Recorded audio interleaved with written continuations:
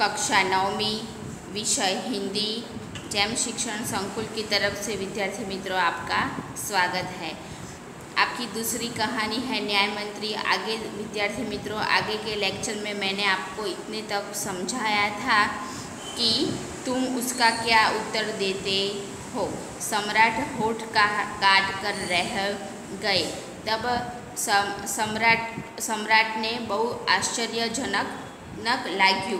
न्याय मंत्री ने फिर पूछा। न्याय मंत्री फरीथी पूछ्યું कि तो तुम अपराध स्वीकार करते हो। तो न्याय मंत्री शिशुपाले कहे छे सम्राटने कि तो તમે जो गुनो कर्यो छे तमे स्वीकार करो छो।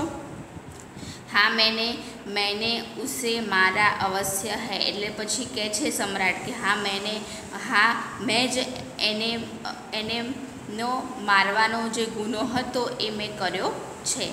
पर उद्दंड था एटले के छे ए अविवेकी हतो। सम्राट का उत्तर था एटले के सम्राटे एवो जवाब आप्यो, वह उद्दंड था या नहीं, तुमने एक राज कर्मचारी की हत्या की है। एटले पछी शिशुपाल जे होय छे न्याय मंत्रीए कहे छे ए अविवेकी हतो के न हतो, पण तमे एक राज कर्मचारीने नी हत्या करवानो गुनो कर्यो छे। तुम अपराधी हो एटले कहे छे कि तमे गुનેગાર छो। तुम्हें मृत्युदंड दिया जाता है एटले तमने मृत्युदंडनी सजा आपवामां आवे छे। न्याय मंत्रीने निर्णय दिया। न्याय मंत्रीए आ निर्णय एमने जणाव्यो।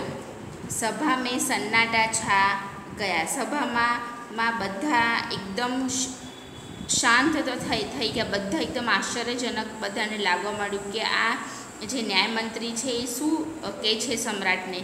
न्याय मंत्री का निर्णय सुन सम्राट ने सिर झुका लिया। न्याय मंत्रीनो आ निर्णय सांभळी अने सम्राट अशोके एमनुं पोतानुं माथुं नमावी लीधुं। वे तो स्वयं शिशुपाल की परीक्षा में सफल हो गए थे। ए पोते स्वयं जे शिशुपाले जे परीक्षा लीधी हती ए परीक्षा में पास थई गया हता।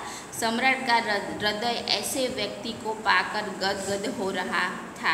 सम्राट अशोकनु हृदय आवा साचा न्याय मंत्री मेळवीने ए खूब ज भाव विभोर थई गया। एटले कि एक खूब ज खुश थई गया, कारण के एमने एक साचो न्याय मंत्री जोईतो हतो माटे।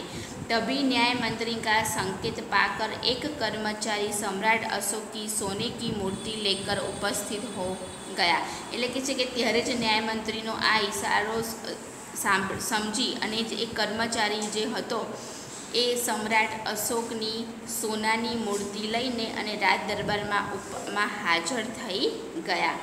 न्याय मंत्री ने खड़े होकर कहा। न्याय मंत्री उभा रहीने कहूँ कि सज्जनों, यह सच है कि मैं न्याय मंत्री हूँ। एटले पछी ए कहे छे कि हूँ न्याय मंत्री छूँ, और यह भी सच है कि एटले कि ए पण साचुं छे कि अपराधी को दंड मिलना चाहिए, परंतु अपराधी कोई और नहीं, स्वयं सम्राट है। एटले कि छे कि ए पण साचुं छे कि अपराधी एटले कि जेने गुनो कर्यो छे एने सजा मळवी जोईए, परंतु अपराधी एटले कि आ गुનેગાર ए कोई नहीं परंतु आपणा सम्राट अशोक छे। शास्त्रों में राजा को ईश्वर का रूप माना गया है। शास्त्रों में आपणा राजा ने आपणे भगवाननो दरजो आपीए छीए, इसलिए उसे ईश्वर ही दंड दे सकता है। एटले के छे कि एमने फक्त भगवान ज सजा आपी सके, आपणे आपी शकीए नहीं। एवं मैं आज्ञा देता हूँ कि सम्राट को चेतावनी देकर छोड़ दिया जाए। एटले के छे कि तो हूँ आ आज्ञा आपू छूँ, हुकम करूँ छूँ कि सम्राट अशोक ने चेतवणी आपीने एमने छोड़ी देवामां आवे छे, और उनके स्थान पर सोने की मूर्ति को फांसी पर लटका दिया जाए, जिससे लोगों को शिक्षा मिले। एटले कि हूँ एमने छोड़ी दऊँ छूँ, एना बदलामां एमना स्थान पर एमनी ज सोनानी मूर्तिने फांसी पर लटकावी दईए कि जेथी बधाने संदेशो मळे। न्याय मंत्री का न्याय सुनकर लोग जय जयकार कर उठे। एटले के छे कि न्याय मंत्रीनो आ जवाब सांभळी बधा एमना जयनो घोषित करवा लाग्या। जब सब लोग चले गए तो शिशुपाल ने राजमुद्रा मुद्रा सम्राट अशोक के सामने रख दी और बोले। એટલે કે છે કે જ્યારે પણ બધા રાજ દરબારમાંથી જતા રહે છે ત્યારે શિશુપાલ શું કરે છે, એમની રાજમુદ્રા એટલે કે છે એમની જે નિશાની આપી હોય છે એમની બરાબર એ જે નિશાની હોય છે એ નિશાની સમ્રાટ અશોકને આપી દે છે અને કહે છે કે હે મહારાજ, યહ રાજમુદ્રા વાપસ લે એટલે કે છે કે તમે મને જે તમારી આંગળીમાંથી કાઢીને તમારી આ જે નિશાની મને રાજમુદ્રાની આપી હતી તમે એ લઈ લો। મુझसे यह बोझ नहीं उठाया जाएगा એટલે કે છે કે મારાથી હવે આનો ભાર ઉપાડી શકાતો નથી।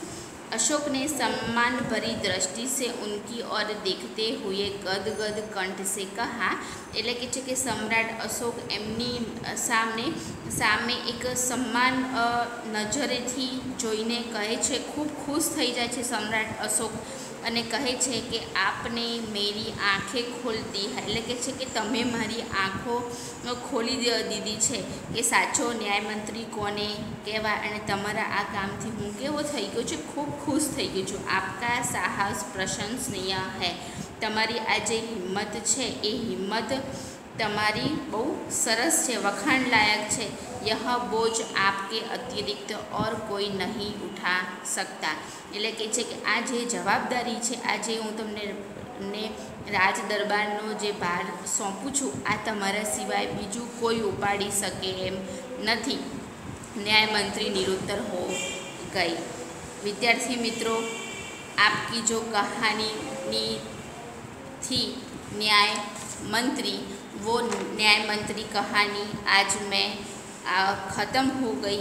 उसके बाद में आपको आपकी हिंदी की नोटबुक में शब्दार्थ और जो मुहावरे हैं और वो मुहावरे भी आपको लिखने हैं। उसके बाद आता है आपका स्वाध्याय। स्वाध्याय के जो प्रश्न है वो प्रश्न मैं आपको समझाऊंगी, बाद में आपको लिखने हैं, अभी नहीं लिखना है।